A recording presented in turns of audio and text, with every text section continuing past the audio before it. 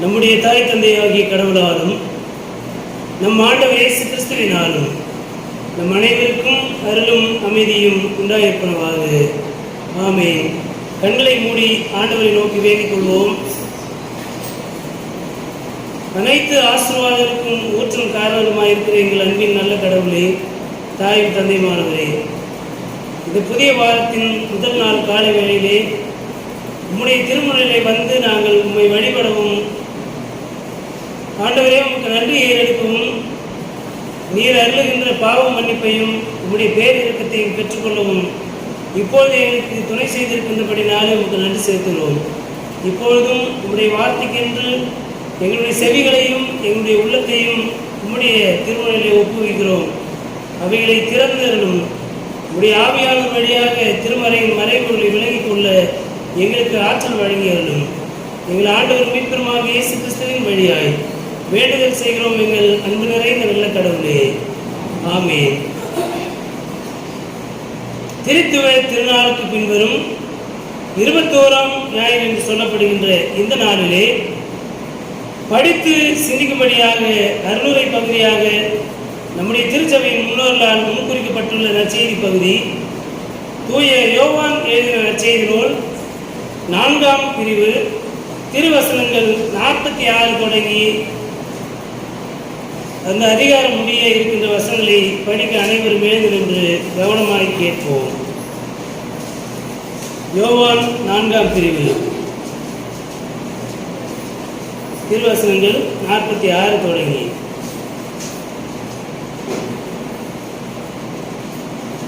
கலிலேயாவில் உள்ள கானாவுக்கு இயேசு மீண்டும் சென்றார்.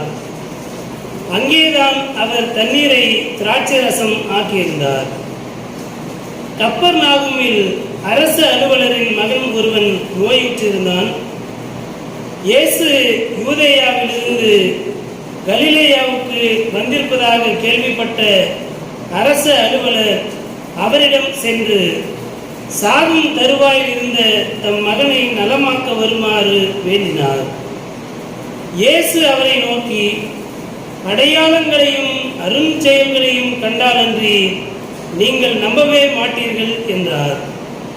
அரசு அலுவலர் இயேசுவிடம், ஐயா, என் மகன் இறக்கும் முன் வாரும் என்றார். இயேசு அவரிடம், நீர் புறப்பட்டு போம், உன் மகன் பிழைத்துக் கொள்வான் என்றார். அவரும் இயேசு தம்மிடம் சொன்ன வார்த்தையை நம்பி புறப்பட்டு போனார். அவர் போய்க் கொண்டிருக்கும் போதே அவருடைய பணியாளர்கள் அவருக்கு எதிர்கொண்டு வந்து, மகன் பிழைத்துக் கொண்டான் என்று கூறினார்கள். எத்தனை மணிக்கு நோய் நீங்கியது என்று அவர் அவர்களிடம் வினவ, அவர்கள் நேற்று பிற்பகல் 1 மணிக்கு காய்ச்சல் நீங்கியது என்றார்கள். உம் மகன் பிழைத்துக் கொள்வான் என்று இயேசு அந்நேரத்தில் தான் கூறினார் என்பதை அவன் தந்தை நினைவு கூர்ந்தார். அவரும் அவர் வீட்டார் அனைவரும் இயேசுவை நம்பினர். இயேசு யூதேயாவிலிருந்து கலிலேயாவுக்கு வந்த பிறகு செய்த 2ஆம் அரும் அடையாளம் இதுவே என்பவரே.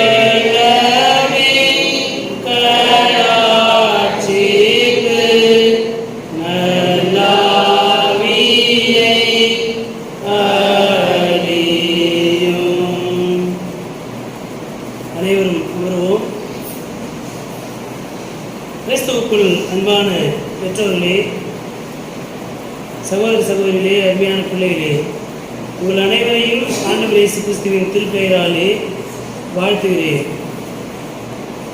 திருத்தவேர் திருநாளுக்கு பின்வரும் 21ஆம் ஞாயிறு என்று சொல்லப்படுகின்ற இந்த நாளிலே திருச்சபையினுடைய சீர்திருத்தம் என்பதை மனதிலே வைத்து இந்த வாரத்திலே இந்த திருமறை பகுதிகள் கொடுக்கப்பட்டிருக்கின்றன. திருப்பாடல் 46, மீகா 6ஆம் பிரிவு 6 முதல் 8 வசனங்கள், புது உடன்படிக்கை நூலிலே திருத்தூதனாகிய பவுல் எபேசு நகர மக்களுக்கு எழுதிய திருமுகம் 6ஆம் பிரிவு 10 முதல் 17 வரை அடங்கிய திருவசனங்கள் இன்றைய நாளுடைய நற்செய்தி பகுதி.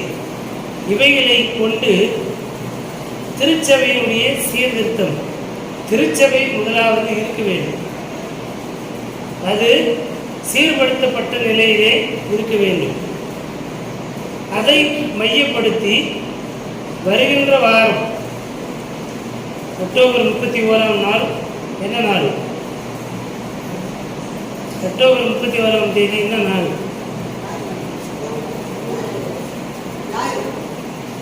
ஞாயிற்றுக்கிழமை. சொல்லுங்க, அக்டோபர் 31 என்ன?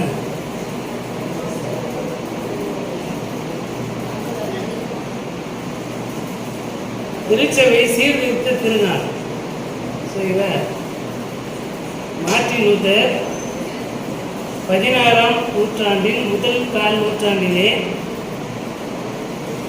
கத்தோலிக்க திருச்சபை, அன்றைய திருச்சபை மிகவும் சீர்குலைந்து, பற்றுறுதி வாழ்விலே மிகவும் குறைந்து, பொருளாதார சுரண்டல்கள், சமூக அநீதிகள் இவைகளால் நிறைந்திருந்த காலத்திலே லூத்தர் முதலாவது திருமறையை மக்களுக்கு மொழிபெயர்த்து கொடுக்க வேண்டும், அதோடு திருச்சபையை சீர்திருத்தம் செய்ய வேண்டும் என்கின்ற சிந்தனையோடு அவர் விட்டன்பர்க் என்கின்ற ஆலயத்திலே 95 அத்தியாயங்கள் என்ற தலைப்பிலே திருச்சபை சீர்திருத்தத்திற்கான தன்னுடைய சிந்தனைகள், கோட்பாடுகளை எழுதி அந்த விட்டன்பர்க் ஆலயத்திலே பதிப்பித்தார்.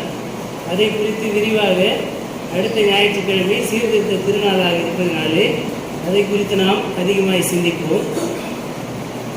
ஒருவேளை இந்த நாளின் பகுதிகள் அடுத்த வாரத்திற்கு மிகவும் பொருத்தமான பகுதிகள். அதே வேளையிலே சீர்திருத்தத்துக்கு நம்மை ஆயத்தப்படுத்தும்படியாக இந்த நாளிலே இந்த பகுதி கொடுக்கப்பட்டிருக்கிறது என்ற சிந்தனையோடு இந்த நாளிலே நற்செய்தி நாம் சிந்திப்போம். இன்றைய நாளிலே கொடுக்கப்பட்டிருக்கின்ற திருமறையினுடைய அந்த 4 திருமறை பகுதிகளிலே பார்த்தோமானால், முதலாவது திருப்பாடல் 46 இன்றைய நாளுக்கான செய்தி என்ன என்று பார்க்கின்ற போது, கடவுள் அனைத்து அதிகாரங்களுக்கும் மேலான அரசராக இருக்கிறார். இந்த உலகம் முடியாட்சியின் காலத்திலே இருந்த அந்த காலத்திலே, முடியாட்சின்னு என்ன? மன்னராட்சி. மன்னராட்சி இருந்த காலகட்டத்திலே எல்லா நாடுகளிலுமே அரசர்கள் இருந்தார்கள். அப்படி இஸ்ரவேலிலும் அரசர் இருந்தார். அந்த காலகட்டத்திலே ஒவ்வொரு நாட்டினுடைய அரசனுக்கும் தன்னைத்தானே கடவுளாக நினைத்துக் கொள்கின்ற எண்ணம் இருந்தது. இஸ்ரவேலின் அரசனுக்கு மாத்திரம்தான் அந்த எண்ணம் இல்லை.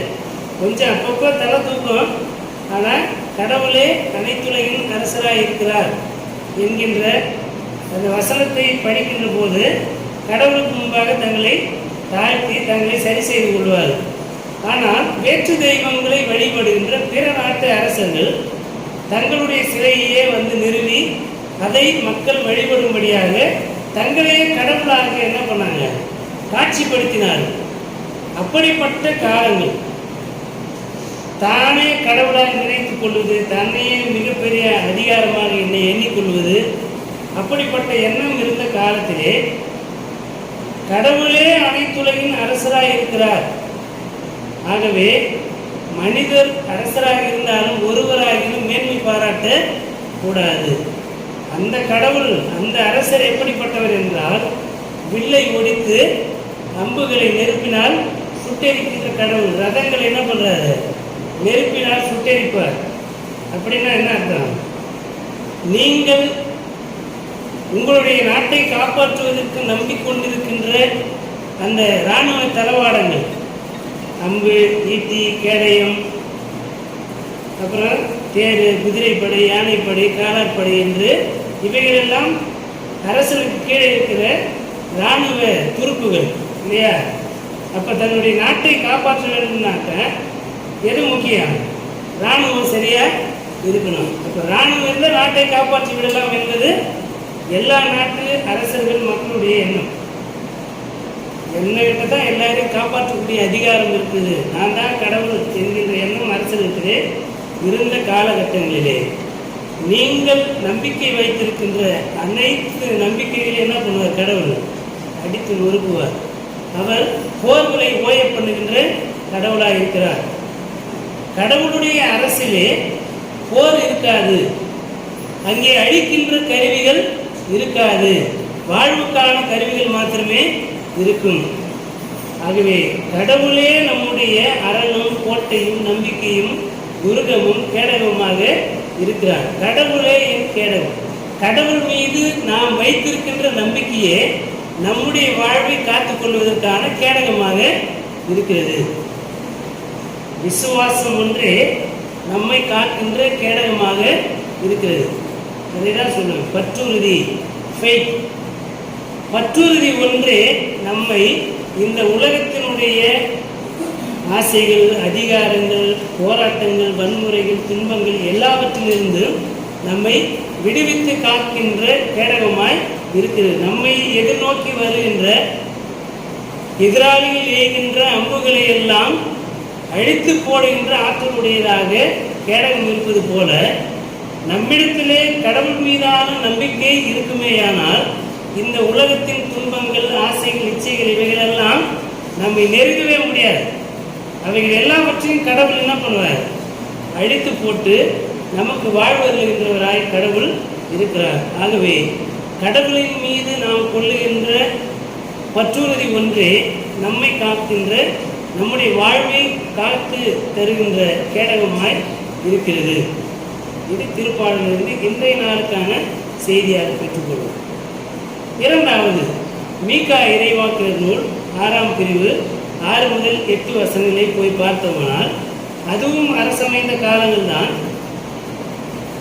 இங்கே திருப்பாடல் 46 பார்த்தோமானால் ஒரு அரசன் பாடுகின்ற பாடல். இங்கே மீகா 6ஆம் பிரிவிலே மீகா இறைவாக்கினர் மக்களை பார்த்து சொல்லுகிறார். கடவுள் மீது வைத்திருக்கின்ற நம்பிக்கை எப்படி வெளிப்படுத்துவது என்று பார்க்கின்ற போது கடவுளின் வார்த்தை கேட்க வேண்டும். கடவுளின் வார்த்தை கேட்க வேண்டுமானால் ஆலயத்திற்கு வர வேண்டும். ஆலயத்திற்கு வந்து வழிபாட்டிலே பங்கெடுக்கின்ற போதுதான் கடவுளுடைய வார்த்தையை கேட்க முடியும். அப்படி இருக்கின்ற நிலையிலே அன்றைய காலகட்டங்களில் யூத முறைமையிலே பலி செலுத்துதல், கடவுளின் வார்த்தையை கேட்பது, கடவுளை போற்றி துதிப்பது என்பது ஒரு பகுதி.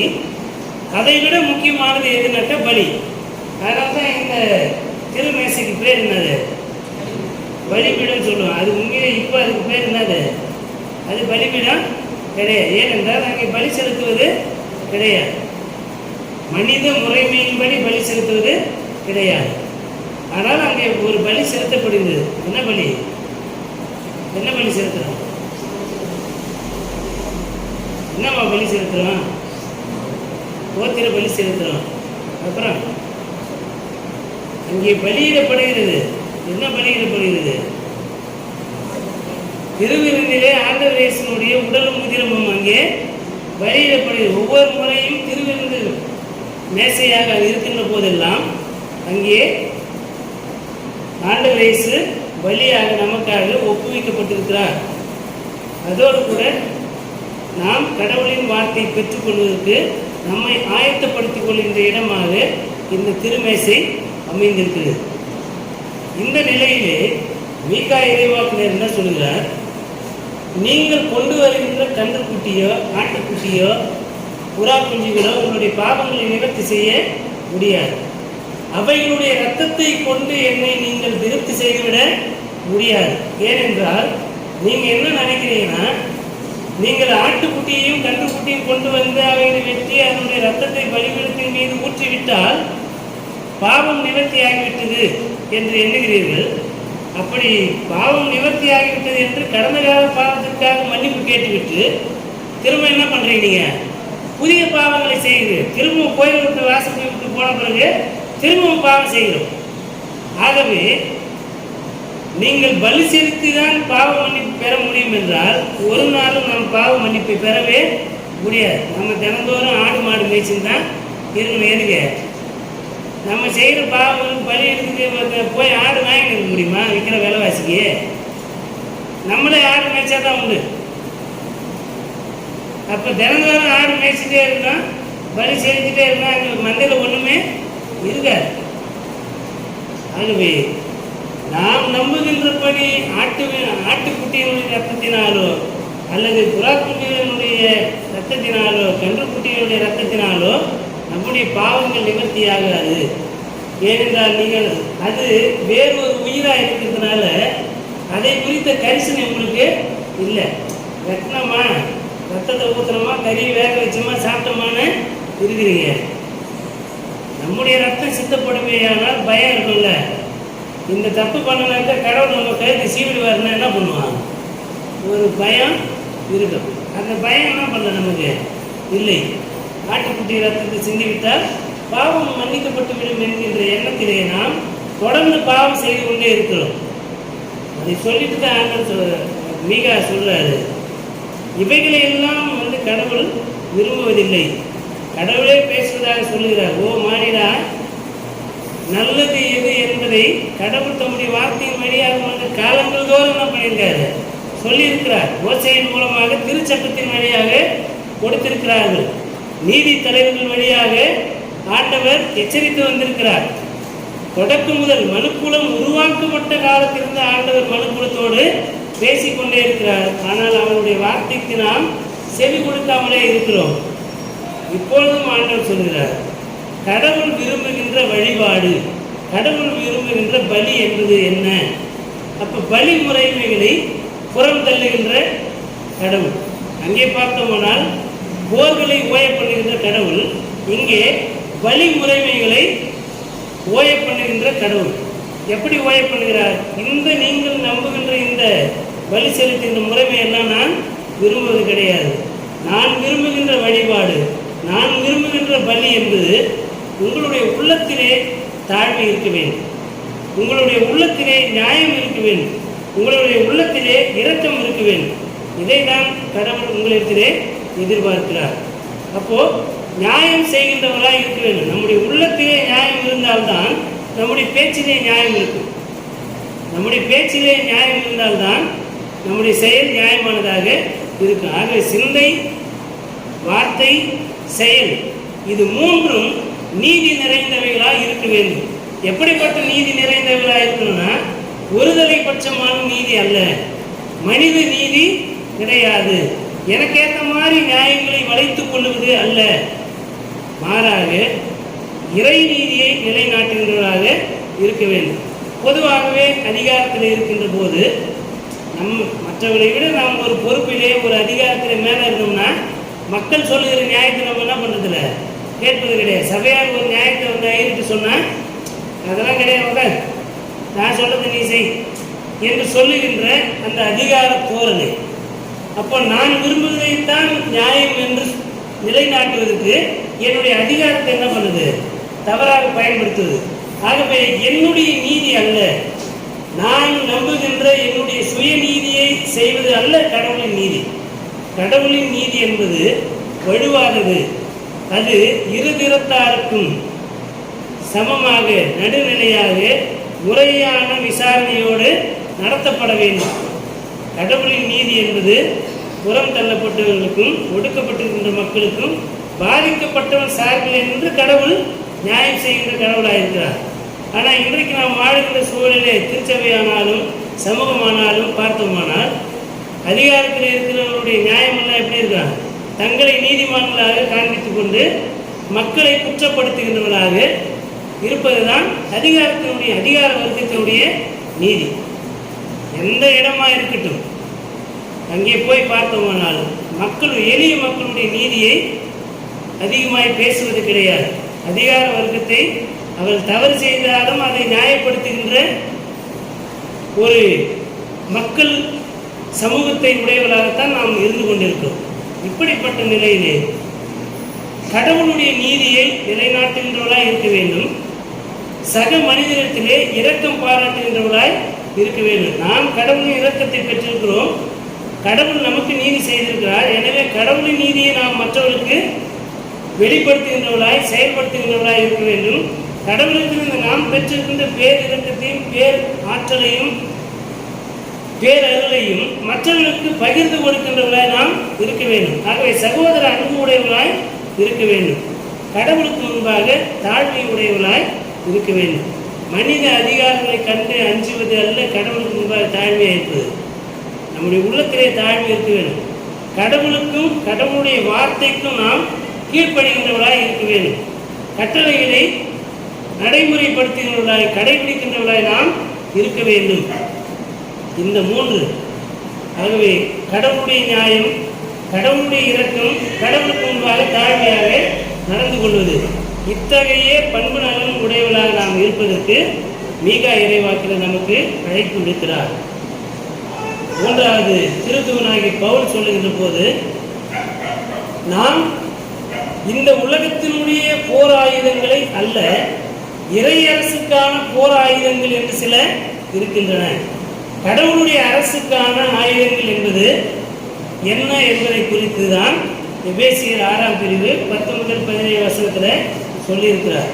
நம்முடைய போராட்டம் என்பது இந்த உலகத்தின் அநீதியான சமூக கட்டமைப்புகளுக்கு எதிரானதாக இருக்க வேண்டும்.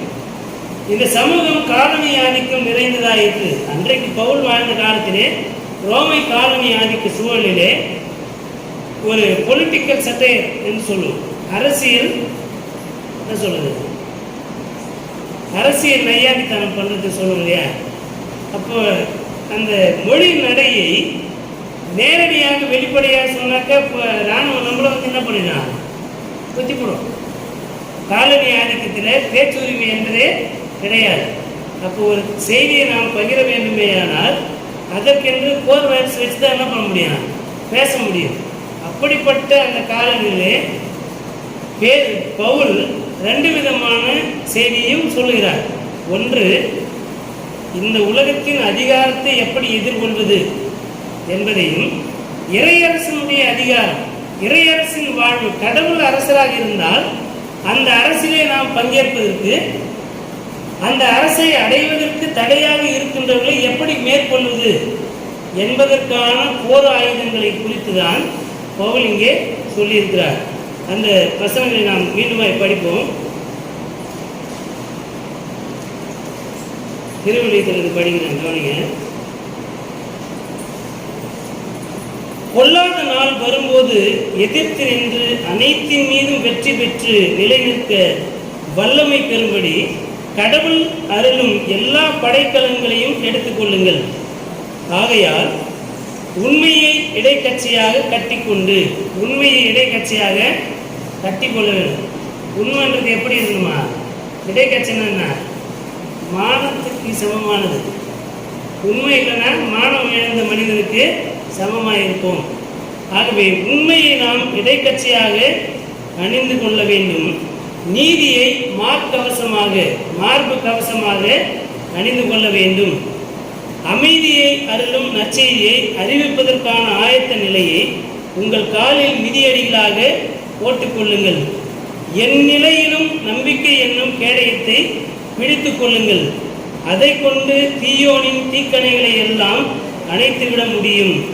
மீட்பை தலை சீராவாகவும் கடவுளின் வார்த்தையை தூய ஆவி அருளும் போர் வாளாகவும் எடுத்துக்கொள்ளுங்கள். நாம் ஒரு விதத்தில் சண்டை போடுகின்ற போது வல்கரான வார்த்தைகள்லாம் என்ன பண்ணுவான், பயன்படுத்துவோம். ஆனால் நியாயத்தை பேசுகின்ற போது கடவுளின் வார்த்தையை தான் நம்ம என்ன பண்ணுவோம், பேசணும். நம்முடைய சொந்த வார்த்தைகளால் என்ன பண்ணக்கூடாது, பேசக்கூடாது. நாம் சொந்த வார்த்தைகளினாலே பேசணும்னா வாக்குவாதம் அதிகமாகிட்டே இருக்கும். ஆனால் கடவுளின் வார்த்தையை சொல்லி, கடவுள் இப்படி சொல்லுகிறாரு, நீ இப்படி நடந்துக்காத அப்படின்னு சொன்னாக்கா தப்பு சிக்கன வாய என்ன பண்ணுவான் ஒரு, ஏன்னா கடவுளுடைய வார்த்தை அப்போ நம் வார்த்தையை பயன்படுத்துகின்ற போது நம்முடைய சொந்த வார்த்தைகளை அலப்பினால் தகராறு தான் வரும். கடவுளின் வார்த்தையை நாம் பயன்படுத்த வேண்டும். கடவுளின் மீது கொள்ளுகின்ற நம்பிக்கையை மார்பு கவசமாக கேடகமாக வைத்திருக்க வேண்டும். ஒரு போர் வீரனுடைய உடம்புல எந்த இடத்துலையுமே உடல் பாகங்கள் தெரியாது. கை க்ளோஸ் முதல் கொண்டு மார்பு கவசம் எல்லாமே மெட்டலில் இருக்கும். குண்டு துளைக்காத அந்த கருவிகளைத்தான் என்ன பண்ணுவாங்க, அணிந்திருப்பார். அப்போ நாம் கிறிஸ்தவ வாழ்வுக்குள்ளாக இருக்கின்ற போது இந்த உலகத்தினுடைய அதிகாரங்கள், பொருள் ஆசைகள், சாதிய ஆதிக்கங்கள், மத காழ்ப்புணர்ச்சிகள், இப்படிப்பட்ட எதிராளிகளை நாம் மேற்கொள்ள வேண்டிய அவசியத்திலே இருக்கிறோம். இன்னைக்கு கிறிஸ்தவத்துக்கு எதிராக மத காழ்ப்புணர்ச்சிகள் இருக்கின்றன. கிறிஸ்தவத்துக்குள்ளேயும் சரி, கிறிஸ்தவத்துக்கு வெளியும் சாதி பிரச்சனை எல்லா ஊர்லேயுமே இருக்கிறது. பாலின பாகுபாடு, குடும்பத்திலே கணவன் மனைவி இடத்திலே கணவன் உயர்ந்தவர், மனைவி தாழ்ந்தவர். நான் சொல்றதான் நீ கேட்கணும். இப்போ குடும்பத்துக்குள்ளே கணவன் மனைவிக்குள்ளாகவே ஏற்றத்தாழ்வு. இப்படிப்பட்ட முரண்பாடுகள் நிறைந்த சமூகத்திலே இப்படிப்பட்ட அநீதிகள், ஒடுக்குதல்கள், இவைகள் எல்லாவற்றையும் நாம் மேற்கொள்ள வேண்டுமேயானால் கடவுளுடைய வார்த்தைகள், கடவுள் மீதான நம்பிக்கை, இவை எல்லாவற்றையும் நாம் தரித்து கொண்டவர்களாக நற்செய்தியை அறிவிப்பதற்கான ஆயத்த நிலை உடையவர்களாக நாம் இருக்க வேண்டும். இவைகளே இறையரசை நாம் அடைவதற்கும், இறையரசை கட்டி எழுப்புவதற்கும், மற்றவர்களை இறையரசுக்குள்ளாக கொண்டு வருவதற்குமான வழிமுறையாக இருக்கிறது. ஆகவே உலகத்தின் அதிகாரத்தை நாம் கண்டு அஞ்சுகின்றவர்களாய் அல்ல, கடவுளினுடைய அரசுக்கு நம்மை ஆயத்தப்படுத்துகின்ற, நம்மை நாமே போர் வீரர்களாக, இறைவேண்டலின் வீரர்களாக நம்மை நாம் ஒப்பு கொடுக்க வேண்டும். கடவுளுடைய உண்மையான சீரர்களாக நம்மை நாம் ஒப்பு கொடுக்க வேண்டும். இந்த சமூகம் நம்முடைய நடத்தையை பார்த்து இறையரசை ஏற்றுக்கொள்வதற்கு அவர்களை நம்முடைய நடத்தையினாலே, நம்முடைய வாழ்வியல் முறையினாலே அவர்களை வழிநடத்துகின்ற மக்களாய் இருக்க வேண்டும். அப்போ நம்முடைய தனிப்பட்ட வாழ்வு, திருச்சபை வாழ்விலே இந்த உலகத்தின் அநீதிகளை புறம் தள்ளி கடவுளின் நீதியை ஏற்றுக்கொண்டு சகோதர அன்போடு நாம் வாழ்வதற்கு நம்மை நாம் ஆயத்தப்படுத்திக் கொள்ள வேண்டும். இந்த உலகம் வெற்றிக்கான, போருக்கான கருவிகள் என்று சொல்லுகின்றவர்கள் நாம் பயன்படுத்தவே கூடாது. கத்தி, வாள், எதெல்லாம் அழிக்கின்ற கருவியோ அவைகளை ஒரு நாள் நாம் அழிவுக்காக நாம் என்ன பண்ணக்கூடாது, பயன்படுத்தக்கூடாது. நம்முடைய கருவிகளே எதுவாக இருந்தால் நம்முடைய நம்பிக்கை, கடவுளின் வார்த்தை, கடவுளுடைய ஆவியின் அருட்கொடைகள், ஆவியின் கனிகள், இவைகளை உடையவர்களாக இருக்கின்ற போது இந்த உலகத்தினுடைய அதிபதியை நாம் மேற்கொள்ள முடியும் என்பதை இங்கே திருத்தூதனாகிய பவுல் நமக்கு சொல்லுகின்றார். நிறைவாக நற்செய்தி பகுதிக்குள்ளாக வருகின்ற போது இந்த உலகம் அநீதியான கட்டமைப்பினாலே நிறைந்திருக்கிறது. தனி மனித பாவங்கள், அதிகார வர்க்கத்தினுடைய ஒடுக்குதல்கள், பிசாசனுடைய தந்திரங்கள், இப்படிப்பட்ட பலவிதமான ஒடுக்குதல்களுக்குள்ளாக இருக்கின்ற போது அவைகளிலிருந்து விடுபடுவதற்கு ஆண்டவர் நம்மோடு வாழ்ந்து கொண்டிருக்கிறார். அதுதான் முதல் செய்தி. முதலாவது, ஆண்டவர் நம்மை விடுவித்து காக்கின்ற விடுதலையாளராக, மீட்பராக நம்மோடு இருக்கிறார். அதே வேளையிலே கடவுளிடத்திலே அற்புதங்களையும் அடையாளங்களையும் மாத்திரமே எதிர்பார்க்கின்ற ஒரு விசுவாச கூட்டமாய் நாம் இருக்கக்கூடாது. முதலாவது நாம் செய்ய வேண்டியது கடவுளின் வார்த்தை மீது நம்பிக்கை வைக்கிறவராய் இருக்க வேண்டும். கிறிஸ்துவின் வார்த்தை மீது நம்பிக்கை உடையவராய் இருக்க வேண்டும். கிறிஸ்துவே கடவுளின் வார்த்தையாய் இருக்கிறார். தொடக்கத்திலே வார்த்தை இருந்தது, அந்த வார்த்தை கடவுள் இருந்தது, அந்த வார்த்தை கடவுளாய் இருந்தது என்று படிக்கிறோம் இல்லையா? ஆகவே இயேசு கிறிஸ்துவே கடவுளின் வார்த்தையாக இருக்கிறார்.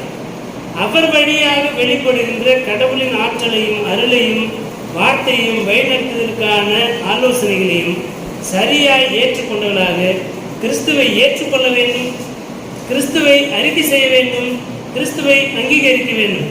இவை எல்லாவற்றையும் செய்கின்ற போது இந்த உலகத்தை நாம் சரியாய் மேற்கொள்வதற்கான ஆற்றலை பெற்றுக்கொள்ள முடியும். தூய ஆவியானவருடைய அருட்கொடைகள் நம்முடைய சிரசின் மீது, தலையின் மீது இறங்கும்.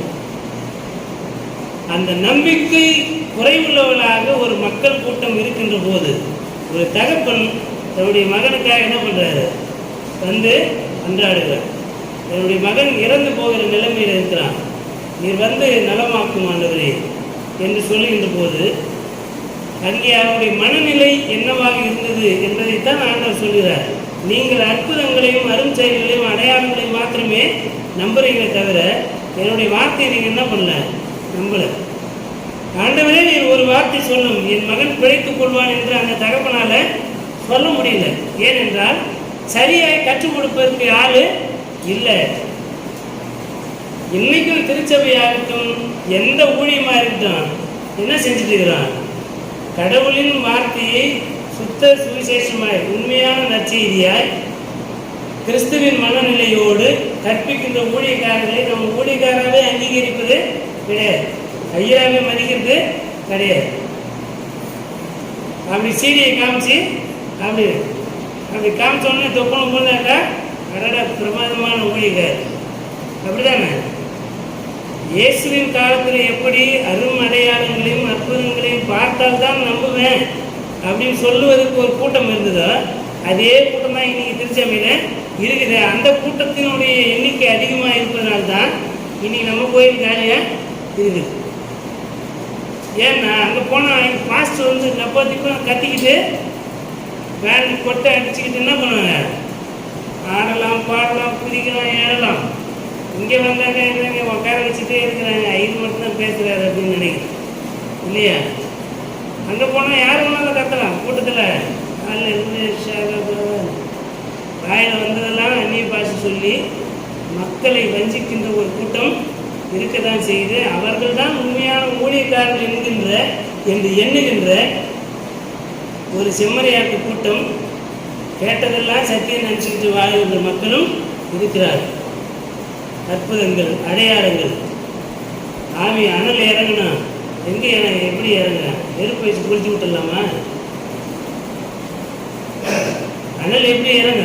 கடவுளினுடைய வார்த்தையில் தான் வல்லமை இருக்கிறதே தவிர அற்புதங்களிலும் அடையாளங்களிலும் வார்த்தையின் மீது நம்பிக்கை வைக்கின்ற போதுதான் அற்புதம் அடையாளம் நடக்குமே தவிர அற்புத அடையாளங்களை நம்புவதனாலே கடவுளின் வார்த்தையின் மீது நம்பிக்கை கொள்கிறவர்களாகவோ உண்மையான விசுவாசியாகவோ இருக்க முடியாது. அற்புதங்களையும் அடையாளங்களையும் ஆசீர்வாதங்களையும் எதிர்பார்க்கிறவர்கள் ஒவ்வொரு முறையும் தங்களுக்கு என்ன தேவையோ அதை வந்து கேட்பாங்க, கிடச்சிச்சுன்னா அதோட தலைமொழிகிட்டு போய்கிட்டே இருப்பாங்க. அது அல்ல. உண்மையாகவே கடவுளின் வார்த்தையின் மீது நம்பிக்கை வைக்கிறவர்கள் தான் எப்பொழுதுமே யார் ஐயராக இருந்தாலும் யார் பிரச்சனை பண்ணாலும் இன்னைக்கு கோயிலுக்கு போனால் கடவுளுடைய வார்த்தையை கேட்க முடியும் என்கின்ற நம்பிக்கையோடு ஆண்டவருடைய திருமணலுக்கு வருகிறார். அற்புதங்களையும் அடையாளங்களுமே நம்புகிறவர்களாக இருந்தால் நாமளே இங்கே இருக்க மாட்டோம் இல்லையா? நம்ம தானே கடவுளின் வார்த்தையின் மீது நம்பிக்கை உடையவர்களாக இருப்பதனால தான் இன்னைக்கு நம்ம கோயிலுக்கு வந்திருக்கிறோம். ஐயர் என்ன பெரிய அற்புதம் அடையாளம் செய்கிறாரு, அப்போ எதுக்கு வரோம்? ஐயர் அற்புதம் அடையாளம் செய்வார் நம்பிக்கை யாரும் வரல, கடவுள் செய்வார். கடவுளின் வார்த்தையின் மீது நம்பிக்கை உடையவர்களாக இருக்கும்போது அவர் நம்முடைய வாழ்வை வளமாக்குவதற்கு வல்லவராக இருக்கிறார். ஆகவே இந்த தகப்பன் இயேசு ஒரு அற்புதத்தை செய்ய வேண்டும் என்று எண்ணினார். அவர் வந்து ஆளாக நிற்க வேண்டும் என்று எதிர்பார்த்தார். ஆனால் ஆண்டவர் என்ன சொல்றாரு, என் உடம்பு மேல நீ நம்பிக்கை வைக்கிற, என் வார்த்தையின் மீது நம்பிக்கை வைக்கிற இல்லையா?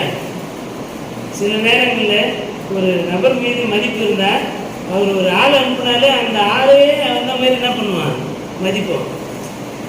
வேற நான் கூட தலைவர் வராது நினச்சேன், வேணா வாடி கவுன்சிலர் தானே அப்படின்னு சொல்லி அவன் எடுப்படி தானே பிஏ தானே அப்படின்னு சொல்லி அசட்டையாக நடத்துவது. ஆனால் உண்மையாகவே அந்த தலைவர் மீது நமக்கு மதிப்பு இருந்தால் அந்த தலைவர் வந்தால் எப்படி உபசரிப்போம் அதே போலவே என்ன பண்ணுவான், உபசரிப்போம் இல்லையா? அப்போது ஆண்டவர் இயேசு உடலால் வந்து நிற்க வேண்டும், வந்தால் தான் அந்த சுகம் கிடைக்கும்னு இந்த தகப்பன் நம்புறாரு. அதனால தான் ஆண்டவர் சொல்கிறாரு, நீங்கள் அற்புதங்களையும் அருஞ்செயல்களையும் நம்புறீங்க, என் வார்த்தையின் மீது நம்பிக்கை வை, போ, நீ போய் சேர்றதுக்கு முன்னால் உன் மகன் நலம் பெற்றுக்கொள்வான். ஆகவே இறை வார்த்தையின் மீது நம்பிக்கை உடையவளாய் இருக்க வேண்டும். அந்த இறை வார்த்தையின் மீது கொள்ளுகின்ற நம்பிக்கை தான் இந்த உலகத்தை வெற்றி கொள்வதற்கான மேற்கொள்வதற்கான ஆற்றலை அளிக்கும். ஏனென்றால் அந்த வார்த்தையை நாம் நம்ப வேண்டும். நமக்குள்ளே கடவுளின் வார்த்தையை நம்ப வேண்டும் என்கின்ற எண்ணம் இல்லாமல் போனால் ஒரு நாள் கடவுளின் வார்த்தை நமக்குள்ளாக செயல்படாது. நாம் ஆண்டவரின் வார்த்தையின் மீது நம்பிக்கை வைக்க வேண்டும். கடவுளின் வார்த்தை வல்லமை உள்ளது. அது நமக்கு வல்லமை உள்ளதாக அருமடையாளங்களையும் அற்புதங்களையும் செய்ய வேண்டுமேயானால் அந்த வார்த்தையின் மீது நாம் உண்மையான நம்பிக்கை உடையவர்களாக இருக்க வேண்டும். இந்த கடவுளின் வார்த்தையே இந்த உலகத்தை மேற்கொள்வதற்கான மிகப்பெரிய ஆயுதமாய் கருவியாய் இருக்கிறது. ஆகவே நாம் கடவுள் இந்த உலகத்தின் அரசராக இருக்கிறார். அவர் போர்களை முய செய்து அமைதி அருளுகின்ற ஆற்றல் நிறைந்த கடவுளாய் இருக்கிறார். அது ஒரு விதமான சீர்திருத்தம். நமக்குள்ளாக நியாயத்தை செய்ய வேண்டும், இரக்கம் பாராட்ட வேண்டும், கடவுளுக்கு முன்பாக மனத்தாழ்மையோடு இருக்க வேண்டும் என்பது நம்முடைய தனி மனித வாழ்விலே ஏற்படுகின்ற சீர்திருத்தத்திற்கான கடவுளின் வார்த்தையாக இருக்கிறது. பவுல் சொல்லுகின்ற வார்த்தைகள் கடவுளின் மீது நம்பிக்கை, நீதியை அணிந்து கொள்ள வேண்டும், கடவுளின் வார்த்தை உடையவர்களாக இருக்க வேண்டும், நற்செய்தியை அறிவிப்பதற்கான ஆயத்த நிலை உடையவர்களாக இருக்க வேண்டும். இவைகளெல்லாம் இந்த அநீதி நிறைந்த உலகத்தை மேற்கொள்வதற்கு இறை பற்றி நாம் உடையவர்களாக இருக்கின்ற போது அதை மேற்கொள்ள முடியும் என்கின்ற நம்பிக்கைக்கான கருவிகளாக இருக்கிறது. எல்லாவற்றுக்கும் மேலே கிறிஸ்துவின் மீது நாம் கொள்ளுகின்ற நம்பிக்கையே இவை எல்லாவற்றினுடைய முழுமையாக இருக்கிறது. இந்த நம்பிக்கை உடையவர்களாக இருப்பதற்கு நாம் இன்றைய நாளிலே அழைக்கப்படுகிறோம். அற்புதங்கள், அருள் செயல்கள், ஆசீர்வாதங்கள் இதை செஞ்சாதான் கடவுளை நான் வழிபடுவேன். இங்கே ஊழியக்காரங்க அடிச்சு விடுறாங்க, 1000 மடங்கு ஆசீர்வதிப்பு. ஒரே வருஷத்தில் எப்படிங்க 1000 மடங்கு ஆசீர்வதிப்பாரு? உங்களை இன்று இருப்பதை விட 1000 மடங்கு உங்களை நான் ஆசீர்வதிப்பேன் என்று கடவுள் ஆபிரகாம் தொடங்கி இஸ்ரேல் மக்கள் வாக்குத்தத்தம் கொடுத்தார். ஒரே நாளில் அப்படியே திருப்பி புள்ள பெற்றுட்டாங்களா? கிடையாது. ஒரு பிள்ளையை பெற்றோம்னா கண்டிப்பாக 10 மாதம் சுமந்து தான் ஆகணும். அப்போ ஒரே வருஷத்தில் என்ன பண்ண முடியாது? ஒரே தாய் 1000 பிள்ளையை பெற்ற முடியுமா? ஒரே நாளில் 1000 ரூபாய் சம்பாதிச்சிட முடியுமா? ₹1 போட்டு 1000 ரூபாய் எடுக்க முடியுமா? எடுக்கணும்னா என்ன பண்ணா? எவனையாவது கொலை தான் பண்ணணும். உண்மைதானே? உடலாலோ மனதாலோ கொலை செய்த கந்து வெட்டி விட்டா கூட 1000 ரூபாய் ஒரே நாளில் என்ன பண்ண முடியாது? ₹1 1000 மாற்ற முடியாது. ஆனால் ஊழியர்கள் என்ன பண்ணுறாங்க? காணிக்கை வசூல் பண்ணணுன்றதுக்காக போலியான ஆன்மீகத்தை கற்பிக்கிறவர்களாக இருக்கிறார். கடவுளின் வார்த்தை மீது நம்பிக்கை வைங்க. ஊழியக்காரர் மீதோ போதகர்கள் மீது அல்ல, கிறிஸ்து இயேசுவின் மீது கொள்ளுகின்ற விசுவாசம் பற்றுறுதி தான் நம்முடைய வாழ்வை நெறிப்படுத்தி வளப்படுத்தி அதை மற்றவர்களுக்கான ஆசீர்வாதமான வாழ்வாக அமைத்து தரும். எனவே இறை வார்த்தையின் மீது நம்பிக்கை உடையவர்களாக நம்முடைய தனி மனித வாழ்வை சீர்திருத்தம் செய்து கொள்வோம். நம்முடைய தனி மனித வாழ்விலே சீர்திருத்தம் இல்லாவிட்டால் இந்த சமூகத்தை ஒரு நாள் நம்மால் சீர்திருத்தம் செய்ய முடியாது. ஒரு கிறிஸ்தவ வாழ்விலே ஒரு சீர்திருத்தவாதியாய், சீர்திருத்த சிந்தனையாளனாக, நீதியை விரும்புகின்றவனாக, இரக்கத்தை செய்கின்ற மனிதனாக நாம் இருக்க வேண்டுமானால் கடவுளுக்கு முன்பாக முழந்தாளிட்டால் அன்றி நாம் எந்த செயலிலும் வெற்றியை அடைய முடியாது. எனவே நம்முடைய தனி மனித வாழ்வு ஆசி நிறைந்ததாக, குடும்பம் ஆசி நிறைந்ததாக, திருச்சபை வாழ்வு ஆசி நிறைந்ததாக, சமூக வாழ்விலே அமைதியும் ஆசி நிறைந்ததாக இருக்க வேண்டுமேயானால் நாம் ஒவ்வொருவரும் கடவுளின் பிள்ளைகள் என்ற நிலையிலே எப்பொழுதும் ஆண்டவருக்கு முன்பாக மனத்தாழ்மை உடையவர்களாகவும் சகோதர அன்பு உடையவர்களாகவும் இருப்பதற்கு இந்த நாளிலே அழைக்கப்படுகிறோம். ஆண்டவர் இயேசுவின் மீது நம்பிக்கை வைப்போம், அவருடைய வார்த்தையின் மீது நம்பிக்கை வைப்போம். அப்போது கடவுளுடைய அருளும் ஆற்றலும் நம்மிலே நிறைந்து பெரிய நம்மை ஆண்டு ஆசிரியத்து காத்துக்கொள்ளும். இந்த நம்பிக்கையோடு நம்மை நாம் ஆண்டவத்தில் ஒப்பு கொடுப்போம். கடவுள் தாமே இந்த திருவார்த்தை நமக்கு ஆசீர்வதித்து தொடர்ந்து அதனை நிலைநிற்பதற்கு ஆற்றல் வழங்குவார்கள். கண்களை மூடி ஆண்டவர் நோக்கி வேண்டிக் கொள்வோம். எல்லா துதிகளுக்கும் தோத்திரங்களுக்கு பாத்திராக இருக்கிற எங்கள் அன்பின் நல்ல கடவுளே, இந்த நாளிலும் உம்முடைய வார்த்தையின் மீது நாங்கள் நம்பிக்கை வைப்பதற்கு இப்பொழுது உங்களுடைய திருவசங்கள் வழியாக எங்களுக்கு கற்பித்தபடினாலும் உங்கள் நன்றி செலுத்தினோம். ஆண்டவரே, உலகத்தின் அதிகார மக்களை பார்த்து இறையரசை நாங்கள் மதிப்பிடுகின்றவர்களாய் அல்ல, நீர் ஒருவரே அனைத்துலகின் அரசராக இருக்கிறீர். நீர் யுத்தங்களை, போர்களை விரும்புகின்ற கடவுள் அல்ல, அமைதியை விரும்புகின்ற கடவுளாக இருக்கிறீர், நீதியை விரும்புகின்ற கடவுளாக இருக்கிறீர், சகோதர அன்பை விரும்புகின்ற கடவுளாக இருக்கிறீர். உமக்கு முன்பாக நாங்கள் எப்பொழுதும் தாழ்மையான உள்ளத்தோடு உமக்கு பணிவுள்ள பிள்ளைகளாக பணிவிடை செய்கிறவர்களாக இருக்கும்படிக்கு நீர் எங்களிடத்திலே எதிர்பார்ப்பு வைத்திருக்கின்ற நிலையை நாங்கள் அறிந்து நாங்கள் உம்முடைய கருத்திலே ஒப்புவிக்கிறோம். உம்முடைய தூய ஆவியானவர் வழியாக திருமறை மறைவுகளை விலகிக் கொள்ள இப்பொழுது எங்களை ஆற்றல்படுத்தினபடினாலே உங்களுக்கு நன்றி செலுத்தினோம். தொடர்ந்து உங்களுடைய வசனத்தை நாங்கள் நிலைநிறுத்தவும் எங்களுடைய பற்றுறுதி வாழ்வை நாங்கள் சீர்திருத்திக் கொள்ளவும் தனி மனித வாழ்வு, குடும்ப வாழ்வு, சமூக வாழ்வு, திருச்சபை வாழ்வு எல்லாவற்றிலும் நாங்கள் இணக்கமாக இருந்து கிறிஸ்துவனுடைய பெயர் மாற்றி பெறத்தக்கதாக கடவுளுடைய திருப்பெயரை நாங்கள் இந்த உலகத்திற்குள்ளாக கொண்டு செல்கின்ற மக்களாக இருக்கும்படிக்கு எங்களை கூடிய நற்செய்தியின் கருவியாக எடுத்து பயன்படுத்த வேண்டுமா இடத்துல மன்றாடுவோம். எல்லா துதி, கனம், மாட்சிமை யாவற்றையும் உமக்கு ஒருவருக்கே இருக்கும். இந்த வழிபாட்டில் பங்கேற்றிருக்கின்ற உடைய பிள்ளைகள் ஒவ்வொருவரையும் ஆசீர்வதித்தரும். இந்த உடைய வார்த்தையை கேட்டுக்கொண்டிருக்கின்ற மக்கள் ஒவ்வொருவரையும் ஆசீர்வதித்தரும். வாகியூர் கிராமத்தில் இருக்கின்ற அனைத்து குடும்பங்களையும் ஆண்டவர் தாமே ஆசீர்வதிக்கிறார்கள். எல்லா துதி, கனம், மாட்சிமை யாவற்றையும் ஒருவருக்கே இருக்கும். எங்கள் ஆண்டவர் மீட்புமாக இயேசு கிறிஸ்துவின் வழியாய் வேண்டுதல் செய்கிறோம் எங்கள் அன்பு நிறைந்த நல்ல கடவுளே. ஆமென். பரலோகத்திலே பிதாவே, உடைய நாமம் பரிசுத்தப்படுவதாக, உடைய ராஜ்யம் வருவதாக, உடைய சித்தம் பரலோகத்திலே செய்யப்படுவது போல பூமியிலே செய்யப்படுவதாக. அன்றென்று வேண்டிய ஆகாரத்தை இன்றி இருக்கிறார். எங்களுக்கு விரோதமாய் குற்றம் செய்வது நாம் மனிதர்கள் போல எங்கள் பாவத்தோடு எழுதினோம். எங்களை சோதனைப்பட நாம் தீவிரத்தை யோசிக்கிறோம். ராட்சியமும் வல்லமையும் மகிமையும் என்றென்றைக்கும் முடிவே. ஆமென். அனைத்து ஆற்றும் நிறைந்த நம்முடைய தாயின் தந்தைமாக கடவுளுடைய அன்பும் நம்முடைய ஆண்டவர் மீட்பெருமாக இயேசு கிறிஸ்துவினுடைய அருளும் அமைதியும் தூய் ஆவியானவருடைய வல்லமையுள்ள பாதுகாப்பு பராமரிப்பும் மாறாத நித்திய உடன்படிக்கை உறவும் ஐக்கியமும் பயணித்தது இன்றும் என்றும் எல்லா காலங்களும் மனைவிகளும் நீடித்து வைத்திருந்த பயணித்து காப்பனமாக. ஆமென்.